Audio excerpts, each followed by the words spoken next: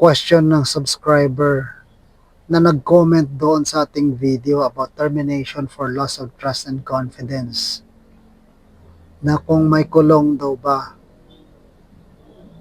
at kung walang pambayad, kung pwede yung gamit sa bahay. Yung termination for loss of trust and confidence sa ilalim ng Article 297 ng ating Labor Code, wala namang kulong yan.